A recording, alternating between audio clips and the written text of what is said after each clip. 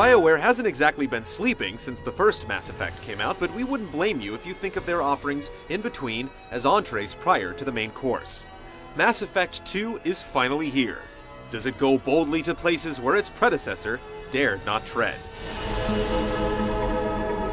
It's good to be home, huh, Commander?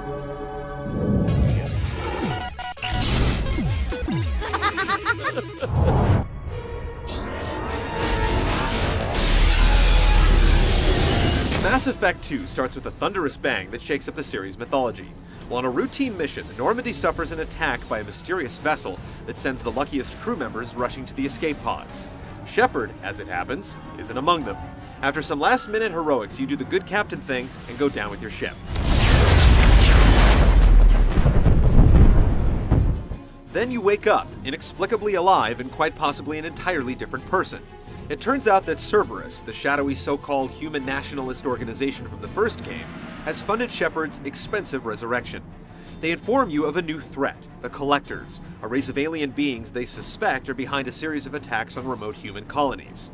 Though it's hard to trust their agents, their offer is enticing: relative autonomy, cash support, and a brand new Normandy. Mass Effect 2 is BioWare storytelling through and through. The game is almost as much about building a teeming world codex entry by codex entry as it is about spinning a yarn. The studio's learned some lessons since the first, though. The story's main thread, the Collector threat, doesn't go on the kind of extended hiatus that the first ones did. Though you're generally free to pursue Cerberus' assignments and whatever side quests you encounter in any order you wish, the game periodically throws momentous and unskippable story missions to keep the narrative feeling imperative. They work great at keeping the sprawling tale cohesive as you inch closer to the stirring endgame. The results of your actions in the original Mass Effect can color the character of the galaxy if you elect to import your Shepard. Fallen allies are eulogized, major characters and bit players show their faces, and there are some hints that certain big decisions from the first game will bear fruit in the third.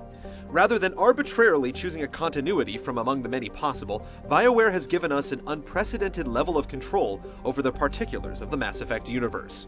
This sprawling space opera is a lot better for it as a result. It's exciting to think of what the future holds for this rousing three-parter. If we lose Shepard, humanity might well follow. Then see to it that we don't lose him.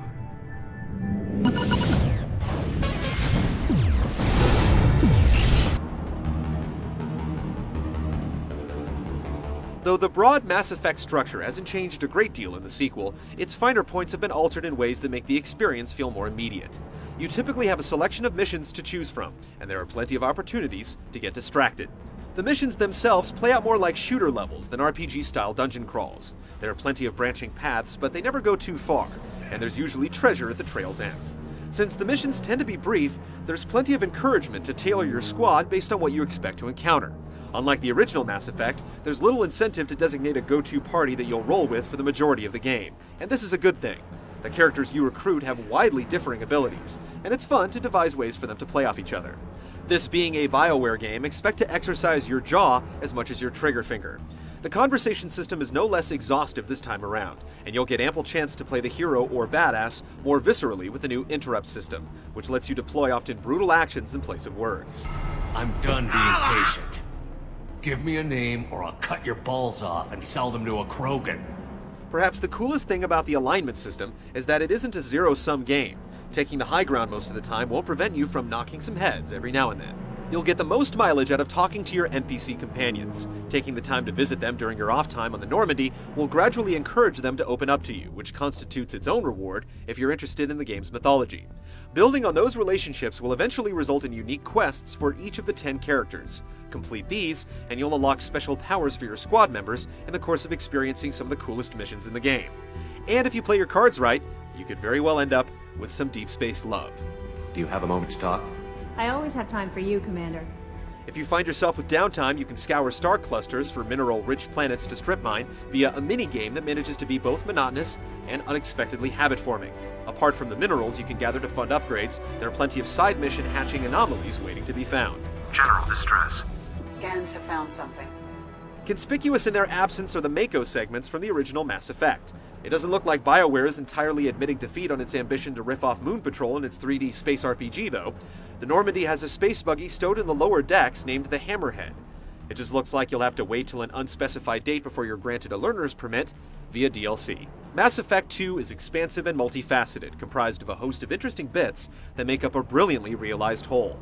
Expect to sink anywhere from 25 to 40 hours or more, depending on how deep you get. It's way too easy to get wholly consumed in the experience. You're not in charge of this mission. I am.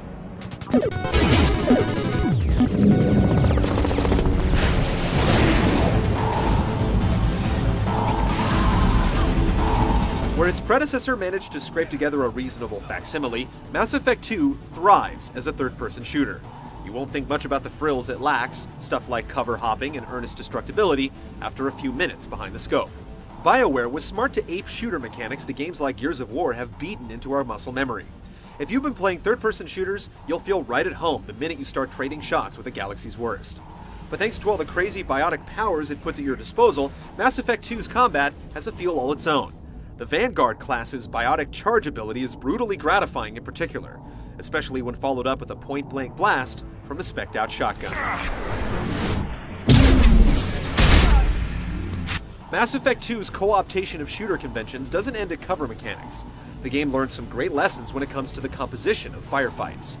Enemies have differing behaviors depending on factors like their classes, models, or species. Collector husks will lumber or charge toward you while their armed counterparts deploy biotics and take potshots from cover. Enemy vanguards will deliberately close distance to bring their shotguns to bear, and engineers and sentinels will overload your shields and harass you with combat drones. Meanwhile, bigger enemies require you to approach them on their own terms, usually demanding heavy weapons be brought to the party. Enemies are often protected by combinations of high-tech shields, thick armor, or biotic barriers, each of which requires specific weapons or powers to counter. In the heat of battle, figuring out who to shoot with what can be overwhelming. If you played through the first in preparation for the sequel, it's going to feel downright monotonous in comparison. Can't target. Mass Effect 2's RPG systems are trimmed to their essentials. You won't even find loot anymore per se, just upgrade schematics that you can apply on the Normandy at the cost of mineral resources garnered from planet scans. It bears mention that there's still quite a bit of variability in terms of how your characters can shape up. As long as you're okay with that stuff being a bit further behind the scenes than in other RPGs, you won't miss the min-maxing.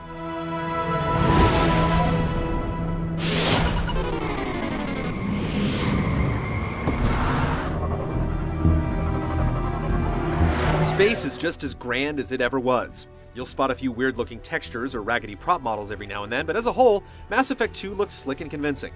Few games, if any, can approach the work that BioWare has done when it comes to facial animation. Even the oddest-looking aliens bear a hint of humanity. Sure, there are a few moments where the humans especially can fall on the wrong side of realism, but when you consider the comprehensiveness of the production, it's hard not to come away impressed. If we're permitted a single nitpick, we'd like to call out the female human hairdos. Subject Zero has the right idea, apparently.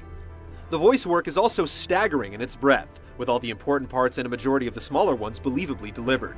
And what exactly is it that you and I know? That our place in the universe is more fragile than we'd like to think. The music is droning, spacey and ambient, or grandiose and symphonic, depending on the need. It's a straight-up space opera soundtrack, in other words. And if you're a stickler for load times, then be prepared to install the game on your 360 hard drive. They can get epic. And that's supposed to scare me?